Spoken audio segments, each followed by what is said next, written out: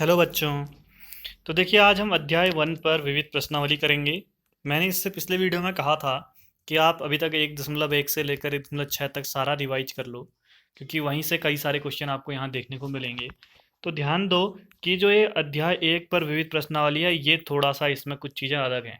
कहने का मतलब, जो आपने पढ़ा वही तो सब कुछ होगा, लेकिन कुछ ऐसे क्वेश्चन होंगे जो आपने जिस तरह के क्वेश्चन आपने अभी तक किए ही नहीं होंगे। तो मैं ये कहूँगा कि ये सबसे मोस्ट इम्पोर्टेंट एक्सरसाइज है। इससे ज़्यादा इम्पोर्टेंट कुछ भी नहीं है। आपको इस एक्सरसाइज को करने के बाद आपको इसको 2-3 बार रिवाइज करना पड़ेगा, तब ये आपको अच्छे से समझ में आएगी। यानी 2-3 बार आपको इसकी प्रैक्टिस तो आपको इसकी बहुत बार करनी पड़ेगी। एग्जाम में जाने से पहले भी आपको इसकी प्रैक्टिस करनी पड़ेगी, क्योंकि ये और एक्सरसाइजों जैसी नहीं है अभी तक की, कि जो हम 1.1 से 1.6 तक पढ़ रहे थे, कि काफ़ी आसानी से क्वेश्चन हो जा रहे थे। तो यहाँ पर कुछ क्वेश्चन ऐसे मिलेंगे जो आसानी से नहीं होंगे। कहने का मतलब हैं वो छोटे से, बस उन्हें समझने में थोड़ा सा टाइम लगेगा और प्रैक्टिस आपको उसके लिए करनी ही पड़ेगी। ठीक है, तो चलो स्टार्ट करते हैं। पहले देख लो कितने क्वेश्चन हैं यहाँ से। ये क्वेश्चन है इसमें लगभग 16 के आसपास। तो आज हम 8 क्वेश्चन करेंगे। कौन से 8 करेंगे? 1 से 7 तक के करेंगे, और साथ में एक क्वेश्चन और करेंगे जो यहाँ पर एक क्वेश्चन जैसा है, 11वां क्वेश्चन। इसको भी करेंगे हम 7 के बाद। ये क्वेश्चन आपका है जो थर्ड क्वेश्चन की तरह है, यानी जो 7वां क्वेश्चन है ये तीसरे क्वेश्चन की तरह है। 7वां नहीं, 8वां क्वेश्चन जो है, एक सेकेंड, 11वां क्वेश्चन जो है, 11वां क्वेश्चन जो है वो थर्ड क्वेश्चन की तरह है। तो इनको साथ में करेंगे जहाँ पर करेंगे। तो यानी आज 8 क्वेश्चन टोटल करेंगे। 8 फिर अगले वीडियो में करेंगे, क्योंकि क्वेश्चन थोड़े से अलग हैं। ये खाली ऐसे नहीं है नॉर्मल से कि जो हम करते हुए आ रहे थे। तो जरा पहला क्वेश्चन देख लो क्या कह रहा है। निम्नलिखित समुच्चयों में से कौन किसका उपसमुच्चय है?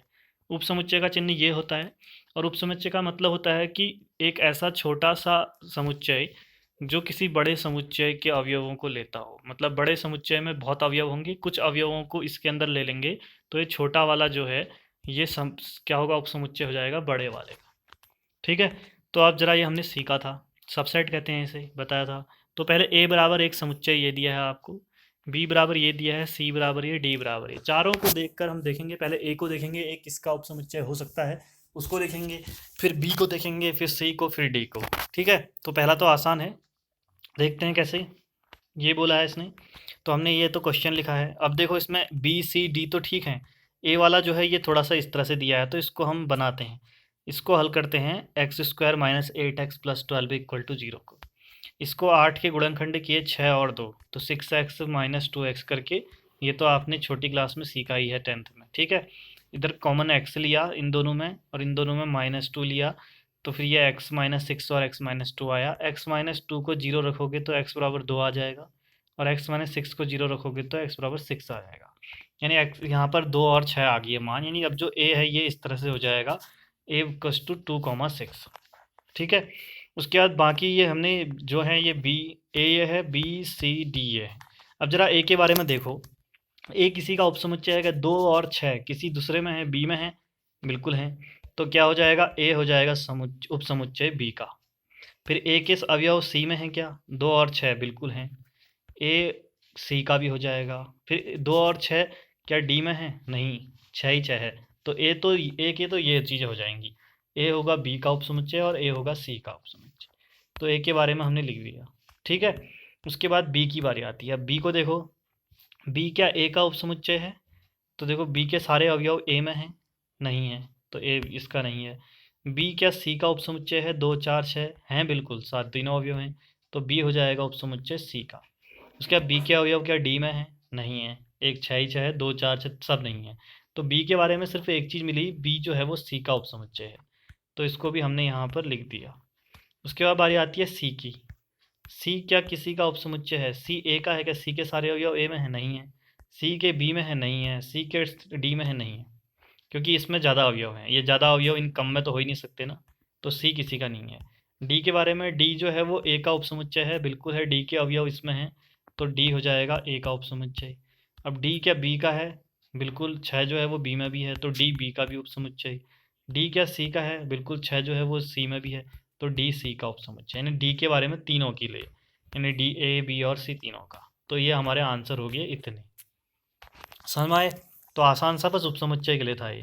दूसरा क्वेश्चन कह रहा है पहले तो सत्य है असत्य है ये बताओ, नीचे दिए गए। सत्य है तो सिद्ध करो, असत्य है तो उदाहरण दो। अब हम दोनों में उदाहरण देंगे, हम उदाहरण देकर सिद्ध करेंगे, देखेंगे कि ये सत्य है या असत्य है। तो पहले इसमें एक चीज़ समझ लो, ये बिलोंग्स टू का मतलब क्या होता है। अगर मैं कहूँ कि ए बिलोंग्स टू ए, तो ये जो ए बड़ा वाला ए होता है, ये होता है समुच्चय को दिखाता है बड़ा वाला, और जो ये छोटे वाले होते हैं ये अवयव होते हैं जो इसके अंदर रखे जाते हैं।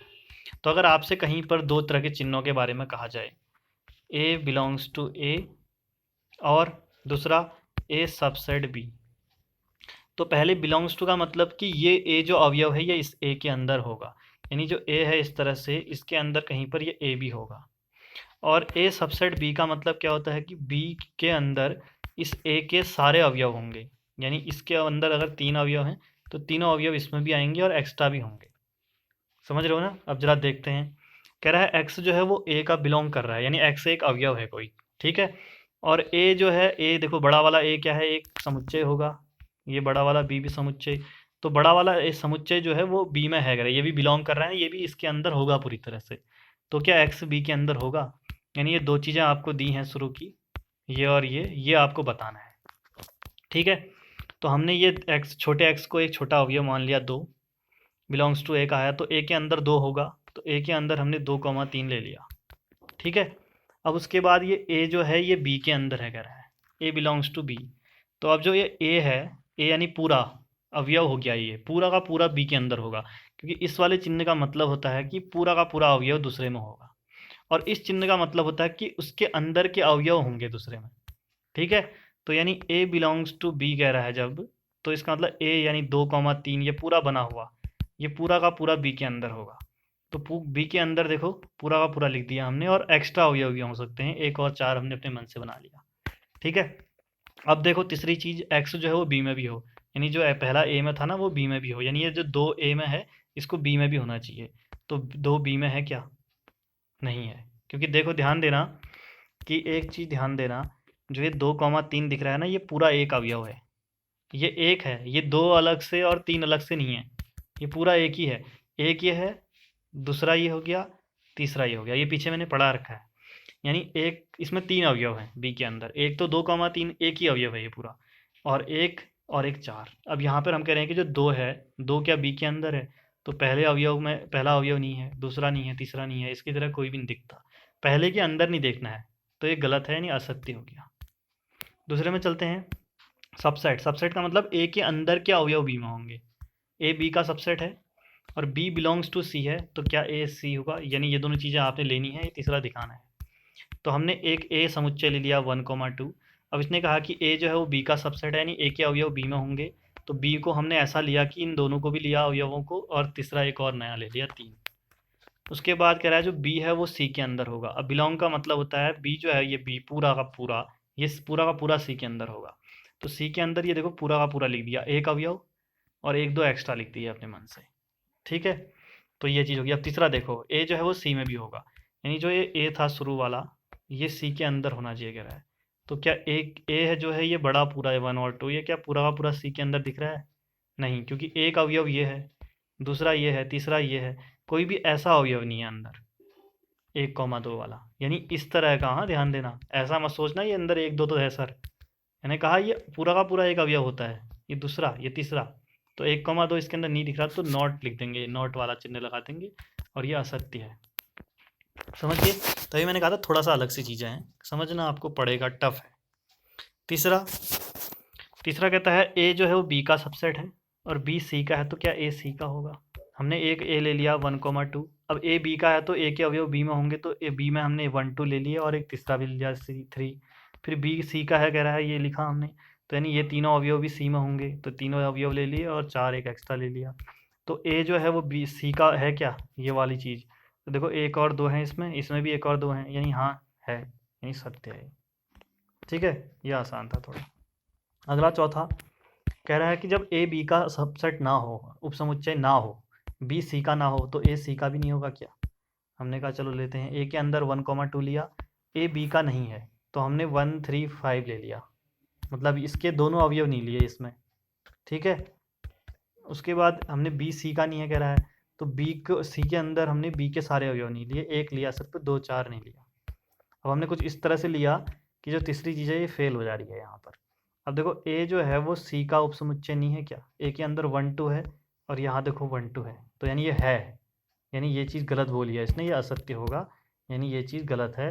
जब ये दोनों नहीं होते हैं तब यहाँ पर ये चीज़ होती है, हो भी सकती है नहीं भी हो सकती है, यानी हमने होने वाला लिया है। ठीक है, अगला करते हैं पांचवा। एक्स ए का अवयव है और ए बी का सबसेट नहीं है, तो एक्स बी का होगा क्या। इस एक्स के लिए हमने 2 ले लिया और ये ए के अंदर है, तो ए के अंदर 2,3, यानी ये 2 के अंदर 2 3 2 3 के अंदर है। उसके बाद ए बी का उपसमुच्चय नहीं है, तो बी को हमने कुछ इस तरह से लिया कि उसमें हमने इसमें से एक एक लिया, एक 3 ले लिया, यानी इसके दोनों अवयव नहीं लिए, एक लिया है सिर्फ।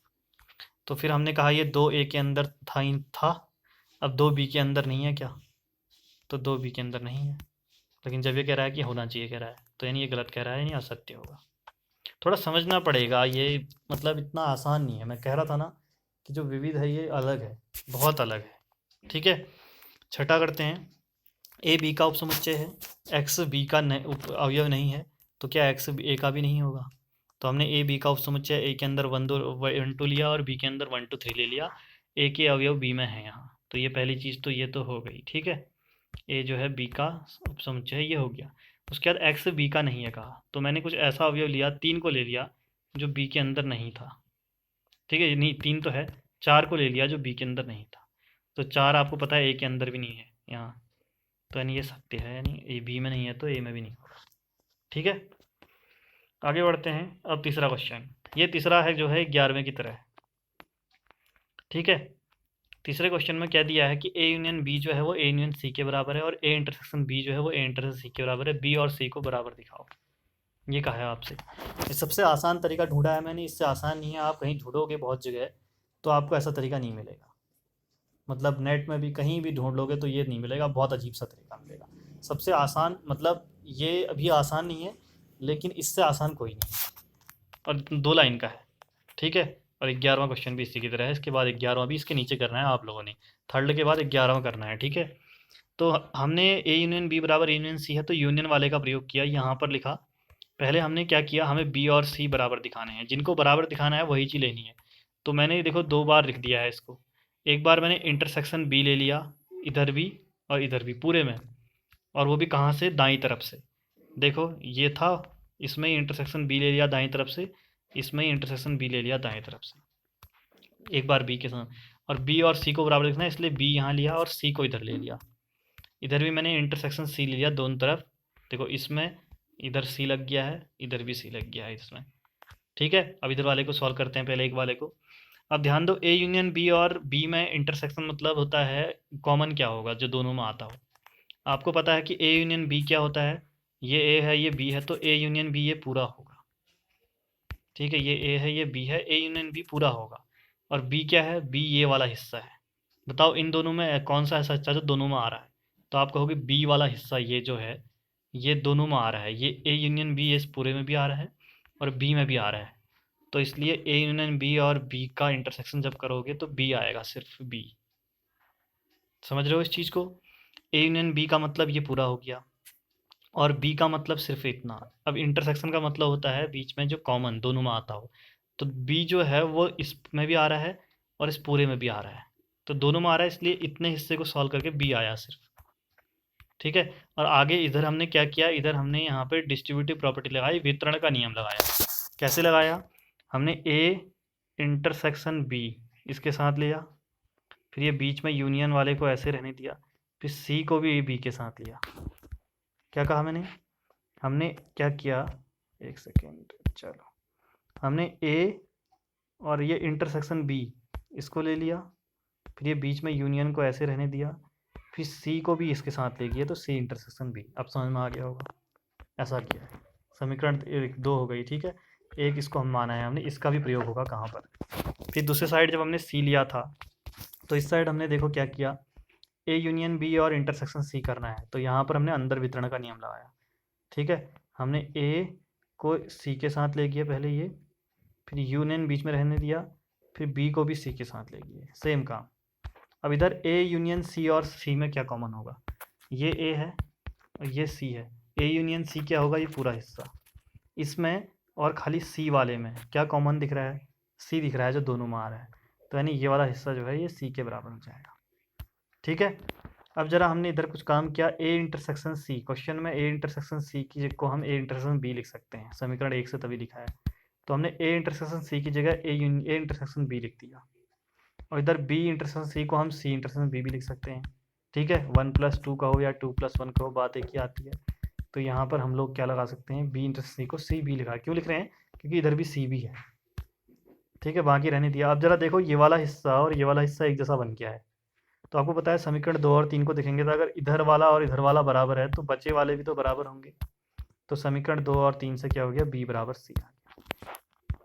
समझ रहे हो, काम कहाँ से किया हमने, यूनियन वाले को लिया, ठीक है, और जो उत्तर निकालना है बी और सी बराबर, तो एक बार बी के साथ इंटरसेक्शन ले लिया, एक बार सी के साथ, और अंदर थोड़ा सा हल किया, और एक हिस्से को जब हल कर रहे थे तो उस वाले हिस्से में जब ए ये वाली चीज़ आ जाएगी, जहाँ पर ये दिखेगा आपको ए इंटरसेक्शन सी, वहाँ ए इंटरसेक्शन बी लगा दोगे दूसरा वाला, चाहे इधर लगाओ या इधर, एक जगह ही लगाओगे, दोनों जगह नहीं। तो उसके बाद देखोगे कि जो एक साइड के हिस्से हैं वो दोनों में बराबर आएंगे, तो आंसर बराबर आ जाएगा। ठीक है, 11वां क्वेश्चन में जरा इसके साथ में कराने की कोशिश करता हूँ, क्योंकि मैं चाहता हूँ कि आप लोग समझो कि एक जैसे क्वेश्चन भी बहुत जगह दिख सकते हैं। इसमें क्या कहा है कि ए इंटरसेक्शन एक्स और बी इंटरसेक्शन एक्स बराबर हैं, और ये फाई के बराबर है, फाई से कोई मतलब नहीं है हमें। ए यूनियन एक्स और बी यूनियन एक्स के बराबर है, तो ए और बी को बराबर दिखा।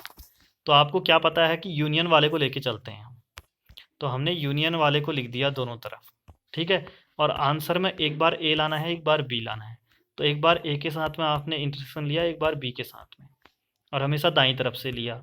तो देखो इधर इसमें आपने इंटरसेक्शन ए लगा दिया, इसमें भी इंटरसेक्शन ए लगा दिया, इधर बी वाले में इसके साथ बी लगा दिया, इसके साथ बी लगा दिया।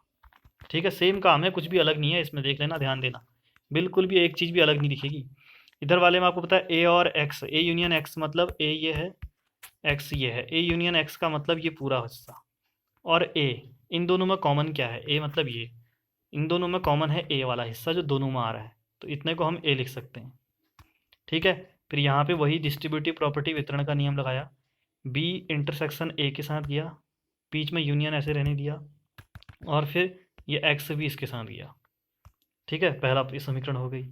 इधर साइड जब हमने ए यूनियन एक्स और बी के साथ किया तो यहाँ पे डिस्ट्रीब्यूटिव लगाई, ए को इंटरसेक्शन बी के साथ ले गए, बीच में यूनियन रहने दिया, और एक्स को इंटरसेक्शन बी के साथ। इधर साइड बी यूनियन एक्स और बी, ये बी है ये एक्स है, बी यूनियन एक्स ये होता है और बी ये है, तो इन दोनों में कॉमन क्या होगा कि इस पूरे में और सिर्फ बी वाले में कॉमन क्या है, ये बी वाला हिस्सा जो है वो दोनों में आ रहा है, तो जो इतने हिस्से को हम बी लिख सकते हैं। ठीक है, फिर इधर पर एक काम करना है कि ए इंटरसेक्शन बी जो है इसको बी इंटरसेक्शन ए लिख देंगे, क्योंकि इन दोनों को मिलाओगे आप तो ये एक जैसे नहीं दिख रहे हैं, तो इनको ऐसा लिख सकते हैं हम। और यहाँ पर देखो एक्स इंटरसेक्शन ए है, यहाँ एक्स इंट बी है, तो इसकी जगह पर हम लोग एक्स इंटरसेक्शन ए लिख सकते हैं, क्योंकि क्वेश्चन में दिया गया है ये पहला वाला हिस्सा भी जो ए एक्स और बी एक्स का इंटरसेक्शन बराबर है, तो हम इसको भी लिख सकते हैं क्योंकि ये दोनों बराबर हैं, और बी रहने दिया। अब जरा दोनों समीकरणों को देखा जब हमने, तो जो इसका ये वाला हिस्सा और ये वाला हिस्सा सेम दिख रहा है, तो यानी ए और बी भी बराबर होंगे, तो ए और बी बराबर हो गए। तो दोनों एक जैसे क्वेश्चन, बस कुछ भी अलग नहीं है। वह ध्यान रखना कि जब आपको दो का यूनियन और दो का इंटरसेक्शन बराबर दिया हो आपस में, और निकालना हो ए बराबर बी या इस तरह का उनके अंदर से, तो आपको यही वाली मेथड अपनानी है। दोनों क्वेश्चनों में कुछ भी अलग नहीं था, बस मैंने बोला था कि ये वैसे नहीं बनेंगे कि जैसे सारे क्वेश्चन करते जा रहे हैं। चौथा क्वेश्चन देखते हैं। चौथे क्वेश्चन में कह रहा है दिखाइए कि ये चारों प्रतिबंध तुल्य हैं, तुल्य है मतलब बराबर हैं, ये चारों आपस में बराबर हैं कह रहा है। तो हम क्या काम करेंगे ना, हम एक बार एक को दूसरे के बराबर दिखाएंगे, दूसरे को तीसरे के बराबर, और तीसरे को चौथे के बराबर, सबको आपस में। और कैसे दिखाएंगे, हम दो समुच्चय ले लेंगे, एक ए बराबर एक बी बराबर। तो हमने एक ए बराबर 1 2 पहले वाले को देख कर लिया, ए जो है वो बी का उपसमुच्चय है, तो ए को छोटा लेंगे बी को बड़ा लेंगे, तो ए में 1 2 लिया, बी में 1 2 3 लिया, 1 2 जो है वो इसमें भी है, तो यानी पहला वाला तो हमने ये ले लिया ए बी का उपसमुच्चय है। अब दूसरा वाला निकालो, ए माइनस बी फाई आना चाहिए, यानी जब ए में से बी को हटा दोगे, यानी ए के अंदर से बी के अवयवों को हटा दो, ए के अंदर से 1 को हटाना पड़ेगा और 2 को भी, क्योंकि दोनों हैं, तो क्या बचेगा ए के अंदर, कुछ भी नहीं बचेगा, यानी फाई बचेगा, तो पहला हिस्सा तो सिद्ध हो गया। फिर दूसरा हिस्सा कह रहा है ए यूनियन बी जो है वो बी के बराबर आए, तो आपने ए यूनियन बी निकाला इन दोनों को देखकर, यानी ए के अवयव भी बी के भी, और जो 2 बार आ रहे हैं वो एक ही बार आएंगे। तो ए के अंदर 1 2 था, बी के अंदर 1 2 3 था। 1 2 2 बार ना लिखते हुए एक ही बार लिखा और 3 को लिख दिया। फिर आपने देखा कि जो 1 2 3 ये है वो तो बी के बराबर है, तो इसकी जगह में बी भी लिख सकते हैं, तो आपने बी लिख दिया। तो ए यूनियन बी बराबर आपका बी आ गया, वो सिद्ध हो गया यहीं पर। इसके और भी तरीके हैं इस क्वेश्चन करने का, वो तरीका नहीं बता रहा हूँ, बहुत टफ हो जाएगा। तीसरा, ए इंटरसेक्शन बी जो है वो ए के बराबर है, तो हमने कहा चलो फिर इंटरसेक्शन में निकाल लेते हैं ए और बी का, जो दोनों में आ रहे हों। 1 2 दोनों में आ रहा है तो उनको लिख लिया। फिर हमने देखा कि 1 2 जो है ये तो ए के बराबर है, तो इसकी जगह ए लिख दिया। तो यानी ए इंटरसेक्शन बी जो था वो ए के बराबर आया, और आपको यही निकालना था। यानी कि एक उदाहरण लेकर आप चारों हिस्सों को सॉल्व कर सकते हो। तो यानी चारों बराबर आ रहे हैं ना चारों का आंसर, यानी ये चारों आपस में तुल्य हैं। बस इतना सा करना था। अगर लंबी वाली मेथड से करोगे तो वो तो फिर एक्स से लेकर फिर वो कभी समझ में आएगा भी नहीं। ठीक है, तो इसलिए मैं नहीं चाहता कि कुछ ऐसा कराऊं, इसलिए मैं नॉर्मल सा करा रहा हूँ। चलो आगे बढ़ते हैं। अगला क्वेश्चन देखो, अब अजीब से क्वेश्चन आने शुरू हो गए हैं। ए जो है वो बी का उपसमुच्चय है, सबसेट है। तो आपको सी माइनस बी और सी माइनस बी को सी माइनस ए का सबसेट दिखाना है, ये बीच में सबसेट का चिन्ह है। तो आपने क्या किया, एक अवयव लिया जो आपने सी माइनस बी का लिया अवयव, ठीक है, और आप सिद्ध कर दो कि ये सी माइनस ए का भी हो। तो इसका मतलब जो अवयव इसमें है वो इसमें भी आ रहे हैं, तो नहीं ये इसका सबसेट हो जाएगा। तो हमने एक अवयव ले लिया एक्स करके इसका, पहले वाले का, और हम दिखाना चाहेंगे ये इसका अवयव हो। तो आगे हमने हल किया, तो एक्स अगर सी माइनस बी का अवयव है तो एक्स सी का तो होगा ही, लेकिन एक्स बी का नहीं होगा। कैसे? ऐसे, क्योंकि देखो सी माइनस बी क्या होता है, अगर ये सी है ये बी है, तो सी माइनस बी, सी में से बी के अवयव हटा दो। सी ये पूरा था और इसमें ये वाला हिस्सा बी में आ रहा है, तो इसको हटा दोगे तो बचेगा क्या, सी का ये वाला हिस्सा बचेगा। ठीक है, अब एक अवयव आपने सी माइनस बी में से लिया, तो ये अवयव सी में तो होगा ना यहाँ पर, लेकिन ये बी में नहीं होगा। आप देख रहे हो बी वाला हिस्सा ये है, तो बी में तो होगा ही नहीं, क्योंकि इतना सी माइनस बी तो इसको कहते हैं ना, इसको सी माइनस बी कहते हैं। समझ गए? अब ऐसे ही आपको पता है कि अगर ये बी का नहीं है तो ये ए का भी नहीं होगा। क्यों नहीं होगा? क्योंकि आपको क्वेश्चन में दिया है कि ए जो है वो बी का उपसमुच्चय है, यानी ए जो है वो बड़ा है बी में। अब जो बी मतलब बी बड़ा है ए छोटा है, अब जो चीज़ बी में नहीं होगी तो वो ए में कहाँ से होगी, क्योंकि ए तो क्या है, बी का उपसमुच्चय है। तो यहाँ पर जब एक्स बी में नहीं है तो एक्स ए में भी नहीं होगा, क्योंकि ए जो है वो बी का उपसमुच्चय है। ठीक है, अब बताओ, जब आप इस वाले फर्स्ट वाली लाइन से इसको ऐसे लिख सकते हो तो इसको उल्टा भी तो लिख सकते हो ना। तो अब जब आप कह रहे हो एक्स सी का अवयव है, एक्स ए का नहीं है, तो आप इसको एक्स सी माइनस ए का अवयव है कह सकते हो। ठीक है, तो आ गया समीकरण 2। अब देखो पहले आपने अवयव इसका लिया और लास्ट में इसका दिखा दिया, तो यानी ये जो है इसका उपसमुच्चय हो जाएगा। तो समीकरण 1 और 2 से क्या हो जाएगा कि सी माइनस बी जो है वो सी माइनस ए का उपसमुच्चय, सी माइनस बी जो है वो सी माइनस ए का उपसमुच्चय। ये मेथड हम बहुत जगह यूज करने वाले हैं आगे भी। जब आपको दो एक दूसरे का उपसमुच्चय दिखाना होगा तो पहले वाले में से आप पहले वाले का अवयव कुछ भी मान लोगे एक्स करके, और उसको अगर बाद में दूसरे का दिखा दोगे तो आप लिख सकते हो कि पहला वाला दूसरे का उपसमुच्चय है। यह आगे भी प्रयोग होगी और क्वेश्चनों में, इसी प्रश्नावली में। ठीक है, तो इसलिए एक बात सुनो जो सुनने लायक है सिर्फ, कि जब सभी बच्चों से आप पूछोगे पुराने बच्चों से, तो वो कहेंगे पहला जो चैप्टर होता है समुच्चय वाला, सेट वाला, वो बहुत टफ होता है, वो समझ में आता नहीं है हमें। तो वो ऐसा क्यों कहते हैं, क्योंकि जब वो 1.1 से लेकर 1.6 तक पढ़ते हैं तो उनको सब आसान लगता है, और जैसे ही विविध आती है ना तो वो फिर सब उनका पढ़ा हुआ सारा गायब, क्योंकि विविध प्रश्नावली में इनने अलग क्वेश्चन दिए गए हैं जो उनने कहीं दिए ही नहीं है। 1.1 से 1.6 तक का वो क्वेश्चन इनने विविध में दे दिए हैं। यानी अगर ऐसे क्वेश्चन अगर पहले से आ रहे होते तो आपको अभी आदत होती है और आसानी से कर लेते।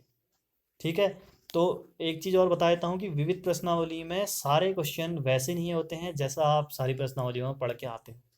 कुछ क्वेश्चन अलग भी होते हैं जो आप देख रहे होगे, लेकिन चीज़ें वही हैं, उपसमुच्चय वही है, बिलोंग्स टू का चिन्ह वही है, उनका काम भी वही है, बी माइनस सी किसे कहते हैं वही है। ठीक है, बस थोड़ा सा अलग है, उतना आसान नहीं है, लेकिन मैं इससे आसान तरीके से नहीं समझा सकता और मिलेगा नहीं इससे आसान तरीके से आपको कहीं भी। तो जितना आसान हो सकता है मैं कोशिश कर रहा हूँ कि उतना आसान हो जाए। ठीक है, तो अगला छठा क्वेश्चन करते हैं और फिर एक सातवां भी कर लेंगे। ठीक है, तो छठे क्वेश्चन में क्या कह रहा है कि जो पी ए यानी ए का पावर सेट है, यानी घात समुच्चय है, और घात समुच्चय बी का वो बराबर हों, तो आप ए और बी को बराबर दिखाओ। एक उदाहरण हमने किया था इससे पहले इसी प्रश्नावली इसी से विविध के उदाहरणों में।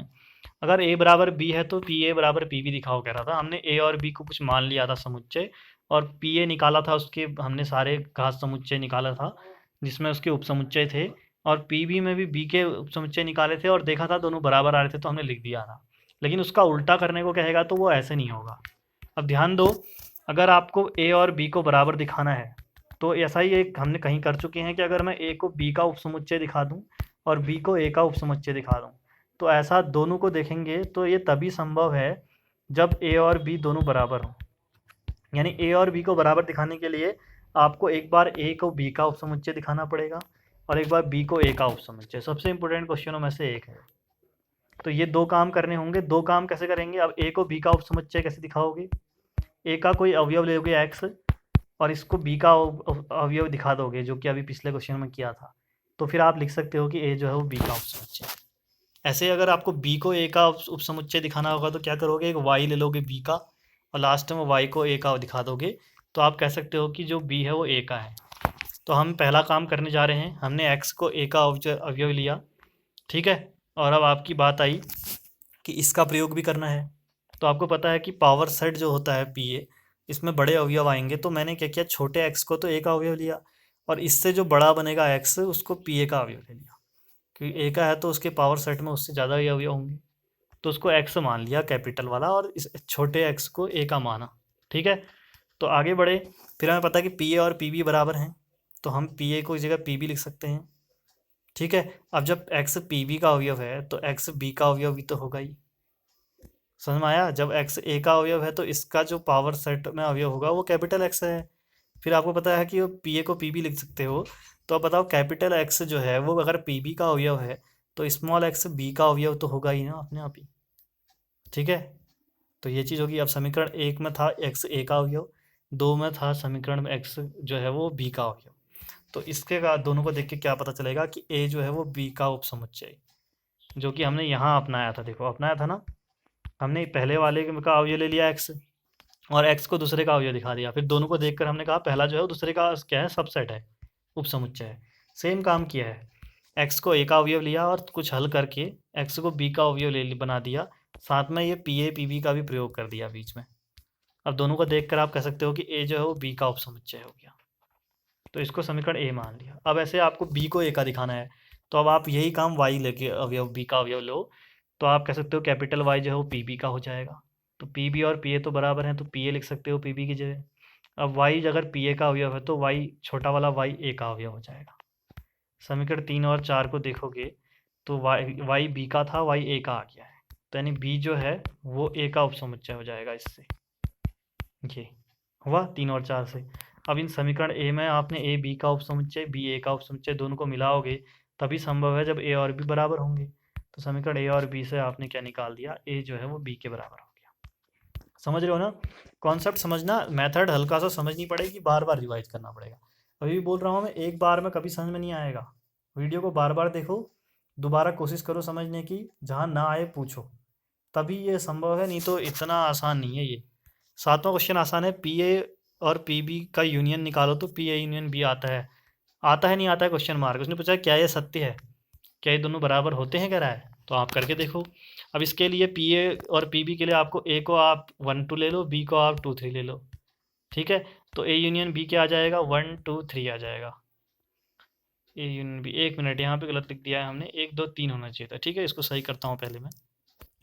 हाँ तो ठीक है, इसे मैंने सही कर दिया है। तो ए यूनियन बी क्या होगा, ए के अवयव बी के अवयव है, जो दोनों में आ रहे हैं वो एक बार, तो 1 2 3 आ गया। ठीक है, दो दो बार है तो उसको दो बार ना लिखते हुए एक ही बार लिखते हैं हम। ठीक है, अब आगे बढ़ते हैं। आपको सभी के घात समुच्चय निकालने हैं, पावर सेट निकालना है।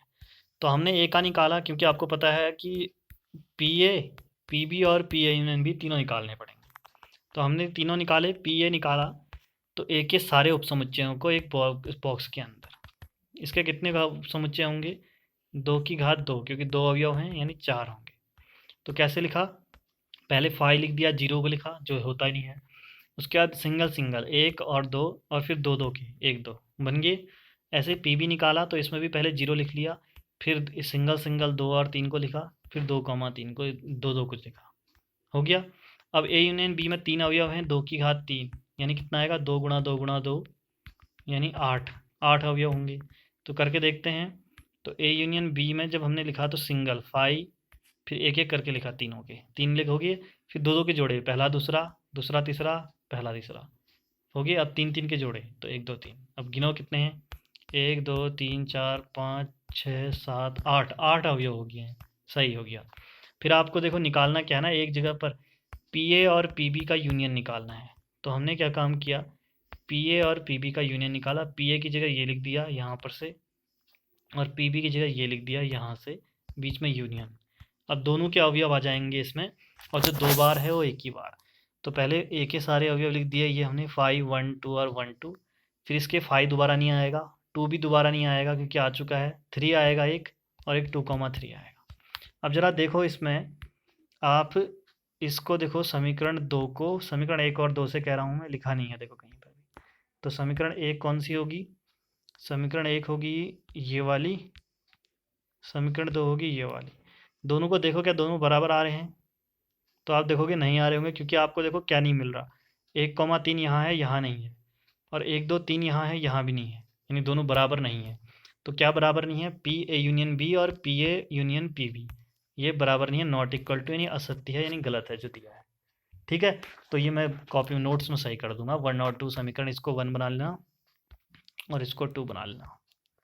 ठीक है, तो यहाँ तक आज कर रहे हैं, 1 से 7 तक किया, और एक क्वेश्चन और किया हमने 13 14वां जो भी था। तो वहाँ तक सारे कंप्लीट कर लेना, कल इसको कंप्लीट कर देंगे हम। तो मिलते हैं अगले वीडियो में, तब तक के लिए बाय बाय।